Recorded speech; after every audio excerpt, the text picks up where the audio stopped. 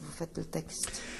Très exactement, 15 ans, puisque j'ai commencé en 92, j'ai remplacé Michel Belambois en 92. Donc c'est 92 que vous avez commencé, 15 ans. Peu après le championnat du monde, dans la foulée du championnat du monde qui avait eu lieu en avril 92 à New York.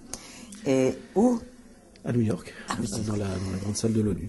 Voilà. Et dites objectivement, Je suis toujours objectif. est-ce que vos dictées sont plus difficiles que celles de pivot, enfin qui étaient de pivot, ou moins difficiles? Ça, c'est très difficile à dire. C'est très difficile à évaluer. Ça dépend des dictées de pivot. Chez Pivot, il y a des finales régionales et des finales nationales.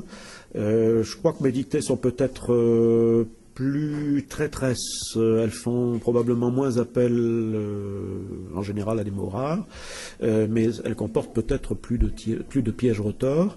Maintenant, tout dépend, bien certain que pour une super finale qui réunit quantité de champions confirmés, Pivot haussait le ton. À côté de ça, il y avait des concours de sélection, les dictées étaient quand même incomparablement plus faciles que ce que je propose ici. Alors, tout dépend. Je pense que ce n'est pas la même philosophie. J'aime piéger les gens sur des termes que l'on croit simples, alors que Pivot aime, pour des raisons médiatiques, proposer des termes peu connus. Bon, c'est très difficile de comparer des façons de faire. Difficile de faire une échelle. Très difficile. Dites-moi un petit peu, il me semble que vous avez écrit des livres et que Les allées d'Eterpigny. Les allées d'Étigny. Les allées d'Étigny. Ah, voilà. C'est ça, oui, j'avais écrit, c'était juste avant le championnat du monde en 91, et c'était un recueil de nouvelles. Je suis nouvelliste, ça fait d'ailleurs un moment que je n'en ai plus écrit. Oui, maintenant mes fonctions, entre guillemets, à la Voix du Nord, qui sont régulières, qui ne sont pas très prenantes, mais qui sont régulières, m'empêchent d'écrire de ces choses-là.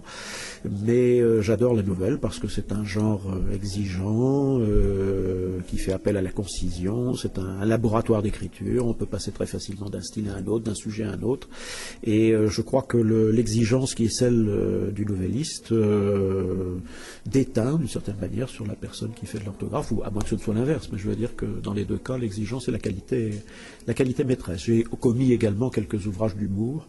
Mais ça, bon? c'est encore. Ah oui, c'est plus. Vous n'avez pas ça. Il faudra non, écoutez, là, il va falloir là que.